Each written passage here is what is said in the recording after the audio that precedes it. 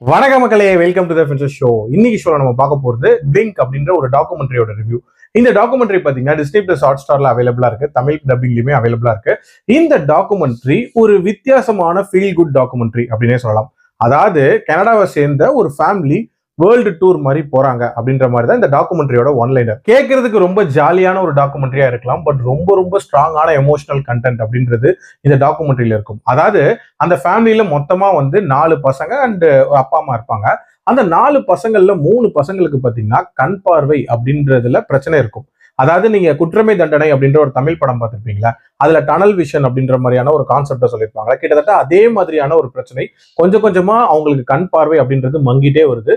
கொஞ்ச நாளைக்கு அப்புறம் மட்டும் கம்ப்ளீட்டா தெரியாம போயிடும். இதுல வேதனையான விஷயம் என்ன அப்படின்னா, இதுக்கு ட்ரீட்மெண்ட் அப்படின்றது இல்லவே இல்லை. சோ இதனால மனசுடைஞ்சு போகிற அவங்க அந்த பசங்களுக்கு ஏதாவது பெஸ்டா கொடுக்கணும் அப்படின்றதுக்காக அவங்களுக்கு விஷுவல் மெமரியை லோட் பண்ணணும் அப்படின்ற மாதிரியான ஒரு முடிவு எடுக்கிறாங்க. அதாவது வித்தியாசமான இடங்களுக்கு போய் வித்தியாசமான விஷயங்களை காட்டி அது எல்லாத்தையும் அவங்க மெமரியில லோட் பண்ணணும் அப்படின்ற மாதிரியான ஒரு விஷயம். அதுக்காக ஃபேமிலியா சேர்ந்து பல கண்ட்ரீஸ்க்கு ட்ரிப் போறாங்க. அந்த ட்ரிப்ல என்ன மாதிரியான சம்பவங்கள் நடக்குது அப்படின்றத அந்த படத்தோட கதையே.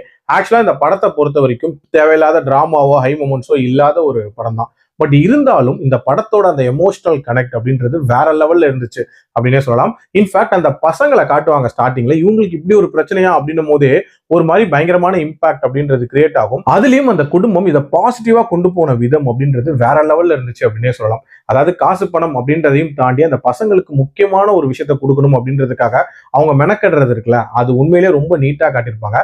அது மாதிரி அந்த ட்ரிப்ல நடக்கக்கூடிய சில சுவாரஸ்யமான சம்பவங்கள் அப்படின்றதும் இன்ட்ரெஸ்டிங்கா இருந்துச்சு. அதாவது இவங்க ஒரு கேபிள் கார்ல போவாங்க, அந்த இடத்துலயே ஸ்ட்ரக் ஆகிற மாதிரியான ஒரு சிச்சுவேஷன் வந்துடும். அங்க என்ன நடக்க போகுது அப்படின்ற மாதிரியான அந்த மொமெண்டா இருக்கட்டும். அதே மாதிரி இந்த பசங்களுக்கு அந்த கண் பார்வை கம்மியாகுது அப்படின்றத கூட ரியலைஸ் பண்ணாத மாதிரியான சில சிச்சுவேஷன்ஸ் இருக்கும். அது எல்லாமே ரொம்ப ரொம்ப நீட்டா இருந்துச்சு அப்படின்னே சொல்லலாம். இதுல ஒரு பையனுக்கு மட்டும் அந்த பிரச்சனை இல்லாம இருக்கும். அந்த பையன் இவங்களுக்கான அந்த மருந்தை கண்டுபிடிக்கிறேன் அப்படின்றத சொல்றதா இருக்கட்டும். இது மாதிரி நிறைய மூமெண்ட் ரொம்ப ரொம்ப நீட்டா இருந்துச்சு அப்படின்னே சொல்லலாம். அண்ட் டுவர்ட்ஸ் தென் முடிச்ச விதமும் ரொம்ப சூப்பராகவே முடிச்சிருப்பாங்க.